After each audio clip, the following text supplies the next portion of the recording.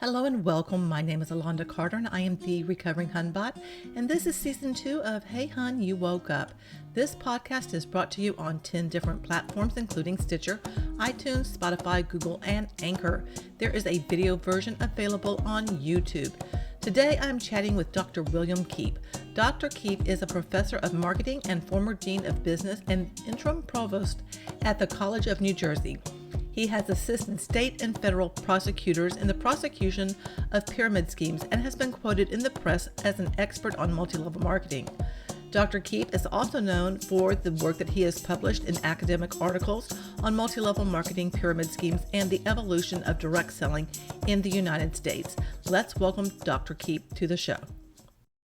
Bill, thank you so much for joining me today. And we are going to talk income disclosure statements, which is something that many of us in the anti-MLM, YouTube world do look at. I know I have a number of them. And even I at times get confused. And I will say this, when I joined Beachbody, if you would have put an income disclosure in front of me, number one, I would have looked at it and thought, well, I'm going to get to the top. I would have seen myself, even though we know statistically the likelihood of me being able to do that is slim and next to none. But I would have envisioned myself getting there.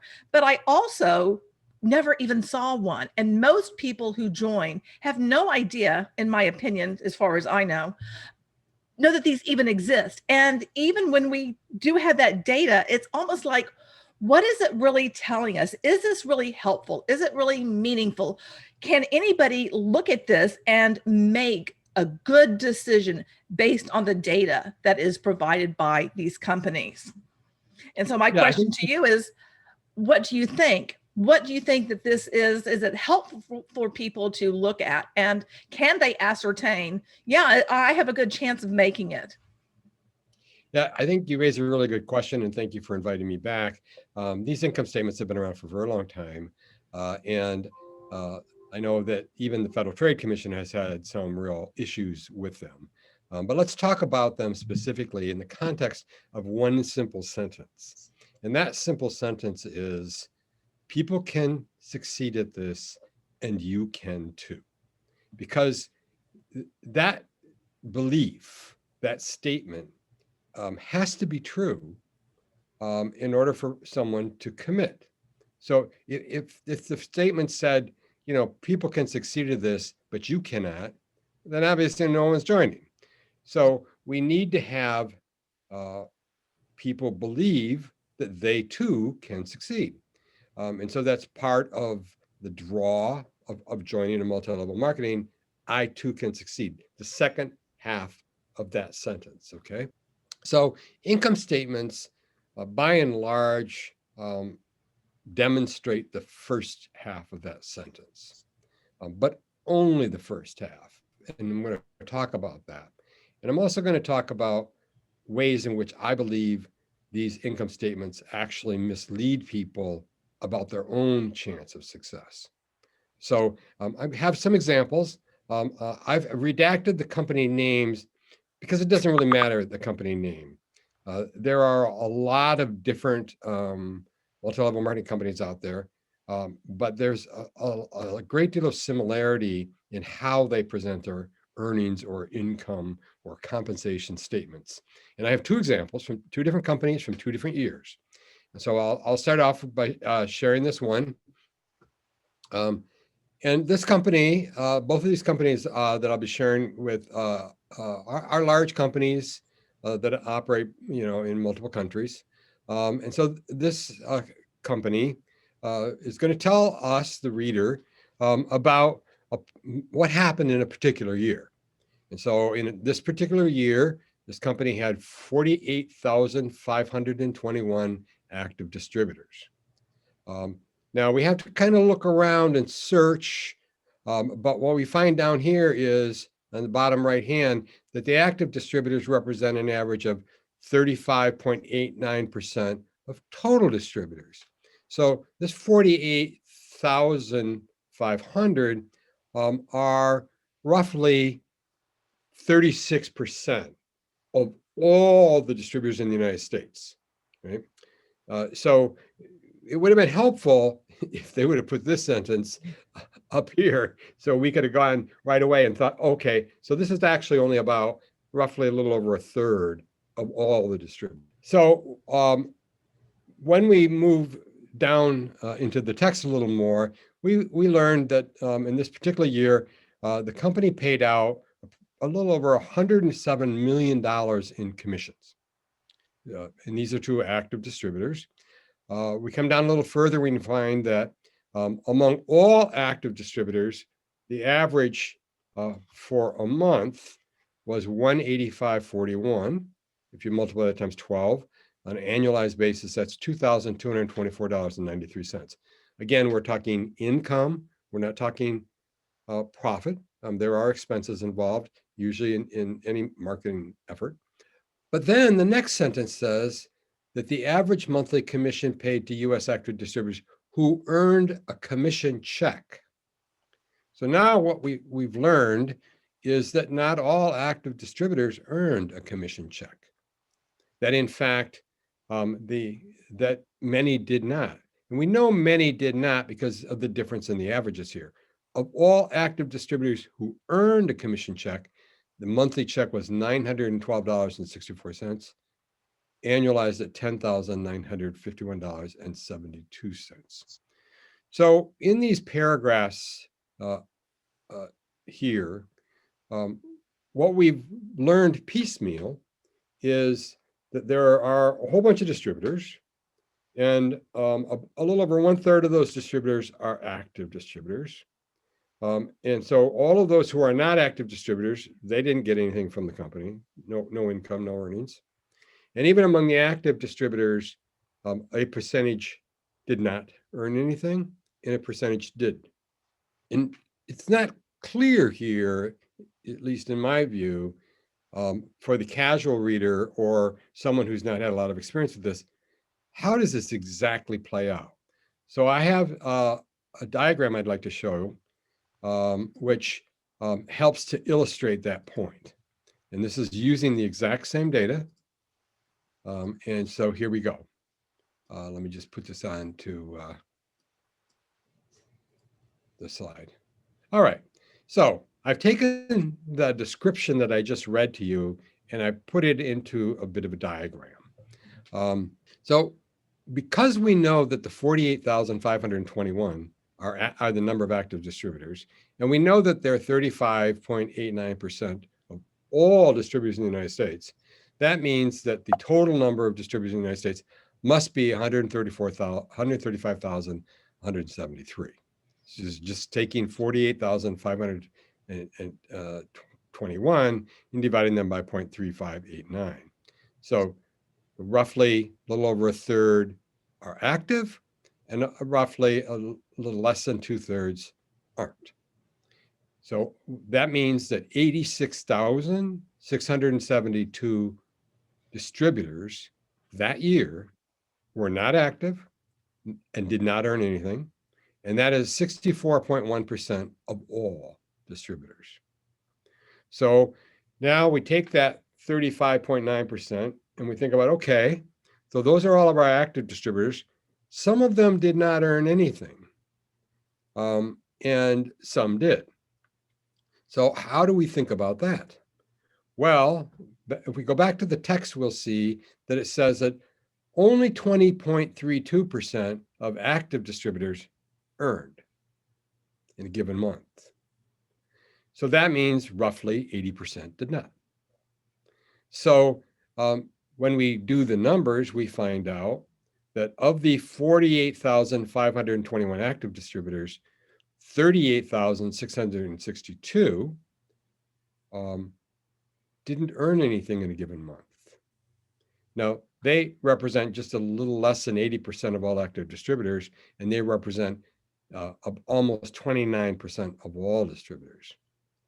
So what's very interesting here, and I use orange here to illustrate the numbers for all distributors. So of all distributors, 64.1% weren't active. 28.6% were active, but in a given month, they didn't earn anything. And so therefore only 7.3% of all distributors in a given month earned anything. Or in other words, 92.7% of all distributors in a given month had zero earnings.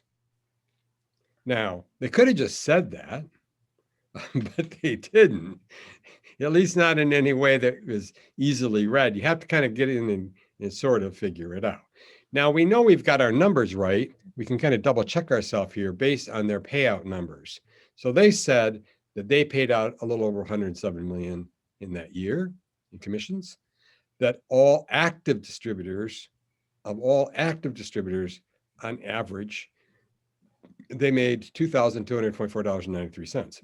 Well, if we divide the average made into the total number, then we get the number of active distributors, 48,521.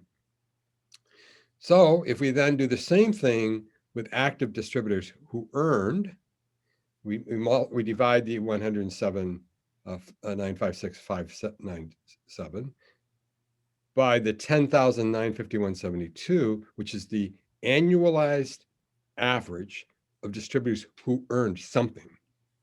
Then we get 9,858. So I'm one person off here, and that's just a rounding error. So there's two different ways we come up with the same numbers. And what this tells us is that about 97% of all distributors earned nothing in a given month. About 7%, I'm sorry, about 93%. Let me make sure I'm accurate on that. About 93%, 92.7% earned nothing in a given month. About a little over 7% earned something. And according to the document, on average, among those 7.3%, they earned $10,951 in a year in gross income. But and this issue is a little more indirect or incomplete than what I've just described to you. Because when we go down here, and let me go back to the document. When we go down further on the document, we have this sort of interesting data. So up here, we see the annualized, right here, the annualized data for the active distributors who earned something is 10,951. But we don't know how many people earned the average. We don't know. We can't tell from this. But when we scroll down, what we find out, very interesting, that in fact, these people called qualifying executives, these people called provisional executives, the people here who were active distributors earning a check non-executive, these people who are executive, and these people who are called gold executive, none of them earned the average. And they represent, by the way, they're not including their top three categories, but these two categories alone represent 76.24% of all of their executive and above level distributors. So this tells us that the average is not representative of what the typical distributor gets. And as I mentioned earlier, the FTC has been concerned and has been very vocal about multi-level marketing companies not describing the MLM experience for distributors in words that are typical, the typical experience. Now I have a question. Have they defined what they mean by typical? They have, it's a good question. And they have equated, and I'd have to go back and find the document, but they have, the word typical is often equated to what would be called the median experience. In other words, 50% had an experience more positive than this, and 50% had the experience more negative than this. from this data, we can say that the median income earned is 0. Far more than 50% of the distributors in this year earned 0. And even most of the active distributors, far more than 50%, earned 0. So the typical experience in terms of income earned in that year is 0. And you don't see that displayed here in any clear way, I would argue. And so the reliance on average, which is really very common, and I'm going to show one more example here. The reliance on average is, I believe, misleading to the casual reader. In other words, someone who hasn't got a lot of experience with these.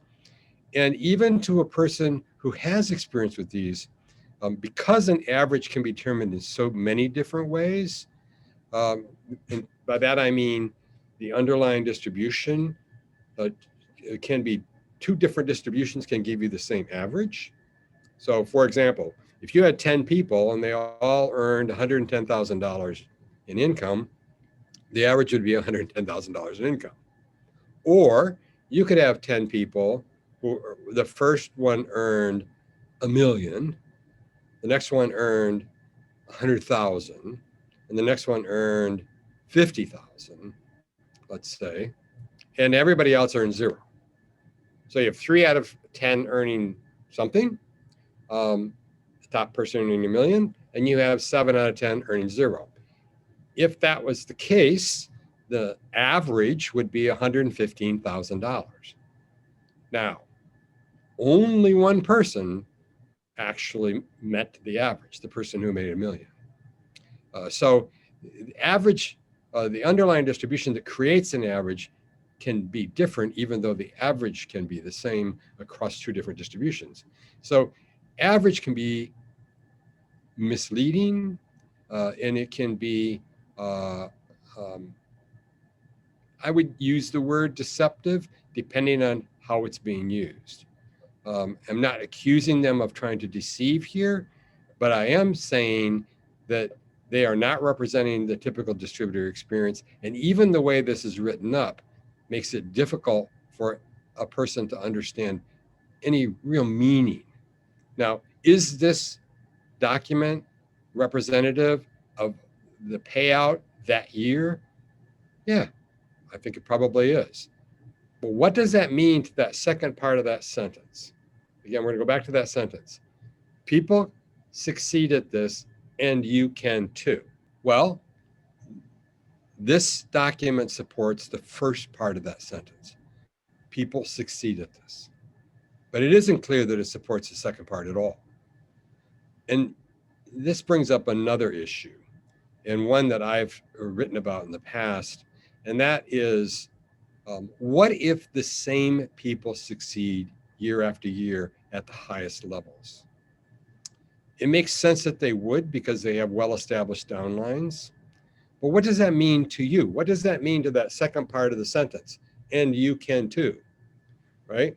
So for example, if we look at this and we look at these top earners, well, here we have these people here, they have an annualized commissions of almost $500,000. Well, they represent just 0.27 of all active distributors. Now, are these the same people every year? And if they are, what's your chance of getting there? What about the people above them, on the list above them? 94,068. That represents 0.18. Are they the same people every year? And so we don't get a sense of success, achievable success from this data. We only know that some people make a lot of money at this. Now, I have another question or comment, and tell me if I'm wrong, but it would seem to me that since the companies have the data, they have the numbers, they could put it out in a way that is understandable of how many people are earning each. and not have this thing where I almost feel like the jigsaw puzzle that you have to kind of like know where the bits and pieces are and match it up to make sense out of it. Right. And even this here. So how many people are making an annualized commission on average? That means some of them could be making a lot more than this, of 458,000. Well, it's 0.27%, okay, of active distributors. Okay, well, we go back up here, we've got 48,521 of active distributors, and we're going to multiply that times 0.27%. That's 131 people. So 131 people across the United States on an annualized basis have earned an average that year of nearly $500,000. That means if we look at the category above that, the average is 94,000. So the people in this blue diamond category, some of them could be making a lot less than $500,000 a year. Some of them could be making, $100,000 a year. We don't know. And so we're really interested here to see why is this communication the way it is? To go back to your point, we know the companies have this data because this is actually representative of money they pay out to individuals. They know who they pay money to, right? They know if it's the same people in the same categories every year. The other aspect of this top earner persistence, and we can switch it around, and that is, do people who are starting to earn, do they sustain their positions over time?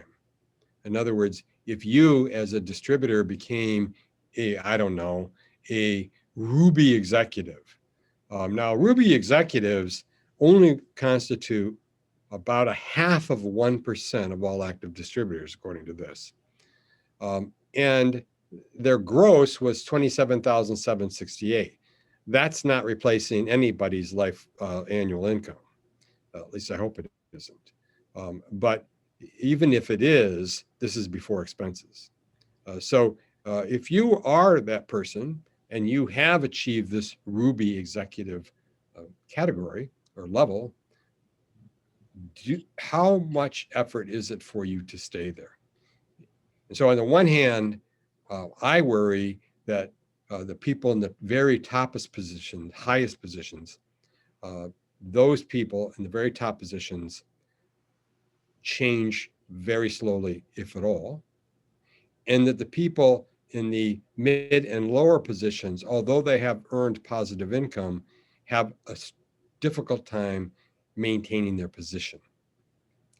And so I think that we probably would find a considerable amount of churn there. So when we think about the dynamic of succeeding, and again, it's just a simple sentence, people succeed at this and you can too. The evidence supports the first part, doesn't support the second part. And I'll just as a matter of reference, let me just share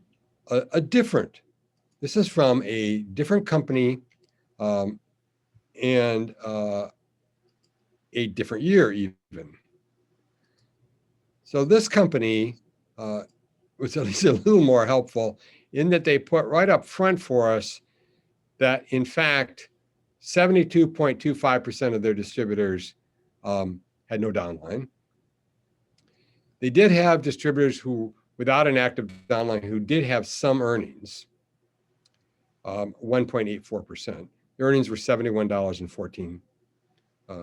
So maybe enough to take you and your friend out to dinner if you don't go too expensive. And then but when we go into those with active downlines, we find out that 19.61% earn zero. So these people, they didn't earn anything, 72.25. These people, they didn't earn anything, 19.61. If we add them together, then we end up with 91.86%. And if you'll remember from the other example, it was 92.7%. This is from a different company in a different year. And yet the percentage of people who earned nothing is strikingly similar. So the issue here, a couple of issues. First of all, for a long time, multi-level marketing companies have been promoting training and coaching. This goes back actually decades. And the notion here is that if you are willing to invest in your business, we have people who know how to succeed. I've been looking at these income statements for a long time, many years, and I've not seen any discernible change. And so I wonder about the effectiveness of this training and the effectiveness of going to events to hear people speak, and the effectiveness of coaching. Now, naturally, the trainers and the coaches are going to tell you that they've got the secret, that they know what they're doing. They've been doing this for years, and maybe they'll even affiliate themselves with someone who has succeeded. Right? I worked with Fred, and Fred succeeded, but that's not the same as documenting the effectiveness of the training or the coaching. And so, like lots of other things here in the multi-level marketing world, there are lots of anecdotes, lots of stories of individual success. But when you say, hey, is it worth it for me to pay for coaching? Is it worth it for me to go to training every month or every 6 weeks or whatever? Because it's going to cost me money. The answer is hard to find. In other words, it's very hard to find data that says it is worth it. And again, this is different than other businesses. If you have a company, not a multi-level marketing company, and you have a sales force, and your sales force is going to go out and generate sales for you, and someone comes to you and says, look, I train sales forces. I help sales forces be more successful. The first thing you're going to do as the owner of that company is say, prove it. I want to see the data. I want you to show me how you've went into companies and trained their sales force. And I want you to show me how sales increase because of that training. That's how businesses operate, right? Absolutely. I did want to interject. As somebody who has been in the world of training for many, many years, one of the things that we do is evaluate our training, and that is never a part of any of the coaching or any of the training from the MLMs themselves, not even a level one, which is a simple smile sheet that I'm sure many people have filled out, about what did you think of this training? It's just kind of an initial reaction, is often referred to as, a reaction evaluation. But there's nothing to be able to look at that is like, okay, now was somebody able to go put this in action? And what happened in 6 months? What happened in a year from now? We have no data other than they've gone and, like you said, just these, anecdotal type, testimonials. And it's just really people's opinion, which is nothing in terms of, did that really matter? Did it help? Is there any verifiable evidence? Because from what I can tell, there isn't any, because I've never seen it. Yeah, I have not seen it either. And in my position and having been watching, this industry and having literally people send me things that, unsolicited things about the industry, I've never seen any evidence. I'm certainly open if somebody wants to send that to me. But it's hard to imagine that an industry would spend a great deal of effort promoting sales training and coaching at the expense of the distributors, and still never ever provide evidence that it actually works. And in fact, if we look at income distribution statements over time, it doesn't seem as if it does work at all. Why are you asking your distributors to spend their money? Every dollar they spend takes away from a dollar in income that they might have earned. So if in fact they did earn that average of $10,000 as an active distributor in that first example, if they spent $2,000 on training that year, then really they only earned $8,000.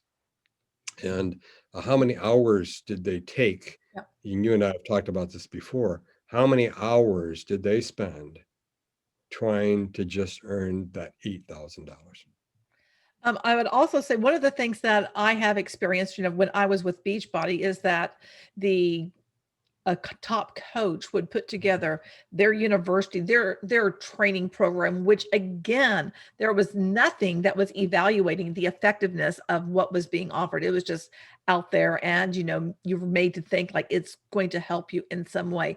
And one of the things that has also bothered me about it is, in terms of being an instructional designer, with doing evaluations, one of the things we do is we look at the feedback. It's like, well, what do we need to do to change this, to make this better? Where are the gaps? Things like that, from what I can see, are never considered in any of these kinds of programs. So you don't even know if what you're taking, really, how valid is it to even start with, because it just looks like they keep putting out the same kind of things over and over and over again. And that's pretty much it. Right, and that, I think, is why industry critics like me question the intent of companies. When the companies put out income statements like we've just talked about, and I could find many other examples that are very similar, I wonder, what is it that the company actually wants its current distributors and its prospective distributors to know about the business opportunity? What do they really intend for them to know? If you look at the income statement, it seems as if they intentionally obscure the performance data of their distributors. Now, do they do that, or do they know how to present it better?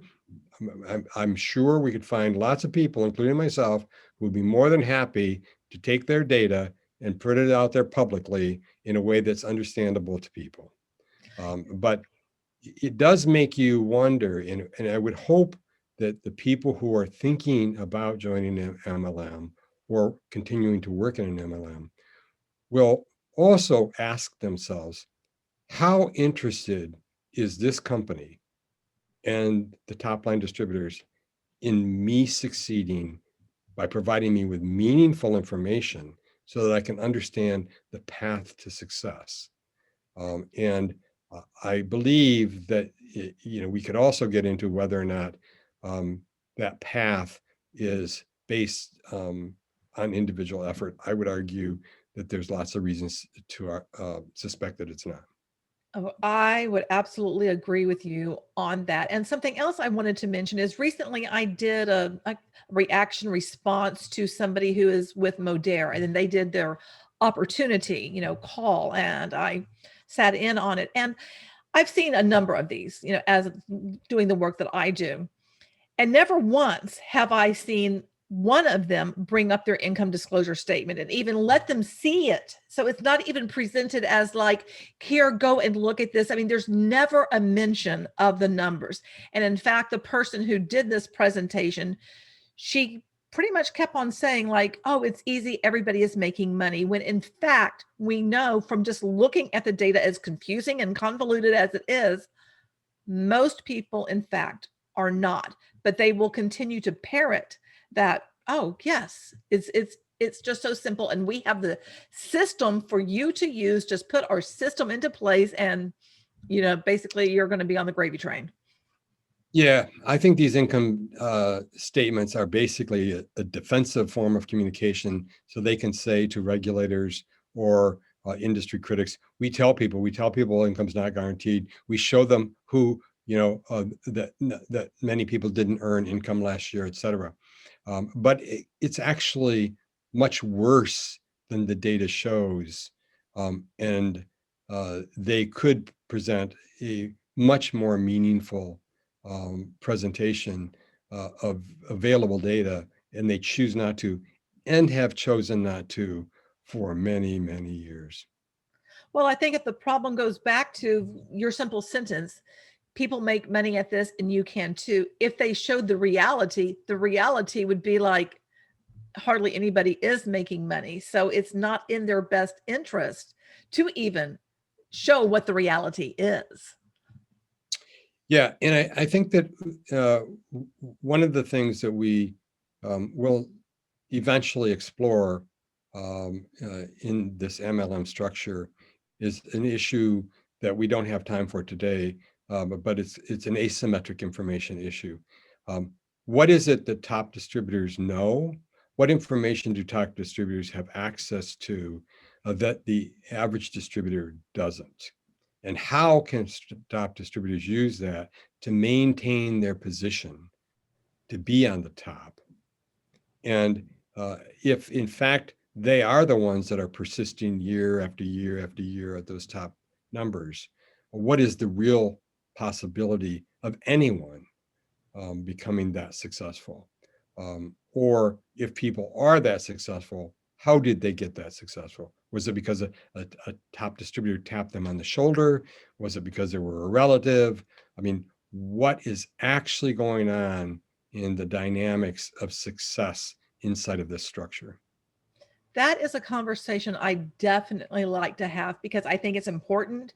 And I don't think it's something that, we've all been able to explore, on YouTube and, doing podcasts enough.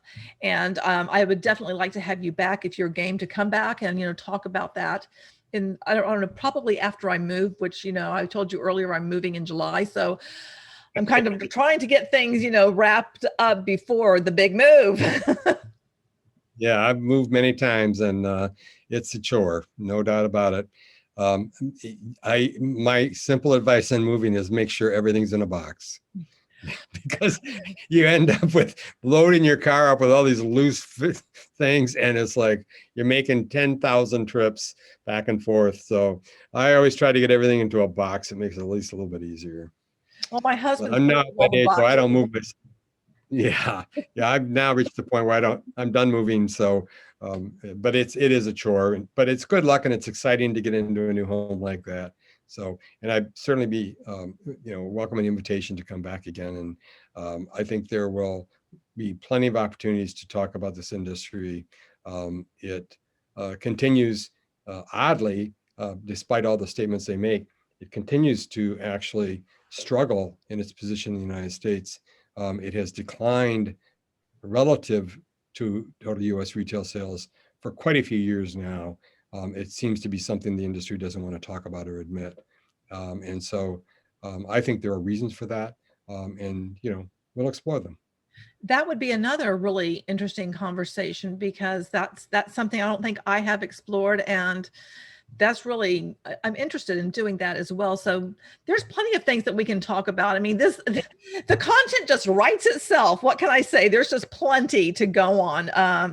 And I think it's important that we just continue to put out things to hopefully educate people about some things that they don't know about this industry, because everything is, looks fabulous, especially when you see those events. I mean, it's like spare no expenses at these events, but what's really going on, what's really happening. And when we look at this data, again, as convoluted as it is, when you break it down, and thank you so much for doing that, it becomes very, very clear that people are not going to have success, or the likelihood is questionable at best. That's exactly right. And the uncertainty of the path raises serious questions about the standard statement that MLM companies make, which is that success is up to you as an individual and your effort and your skill. And if you don't succeed, it's because of you. I think I have real concerns about those kinds of statements. And I think that there are probably decisions being made, communications being made within an MLM that would actually prove those statements not to be true. Yeah, I agree. Thank you so Okay. much for sharing your expertise. My pleasure. Thanks a lot. Just wow. I learned so much when I talk to those who have been involved in sharing their expertise on this phenomenon known as multi-level marketing. Not all companies publish income disclosure statements, and even when they do, what the information means is not readily apparent. I suspect that is very calculated in terms of how the data is presented. If you have ever been involved in multi-level marketing, think back when you were in it. Did you see any data that provided you solid evidence that by getting involved, you would be able to earn any money or substantial money? I know I was not given anything. I just trusted what someone told me, and I thought this person was a friend, and she wasn't. And maybe she didn't know exactly how deceitful she was, and if she did, I don't think she really cared as long as she was able to keep her status, so to speak. Thanks so much for joining us today, and remember, you're beautiful and I love you.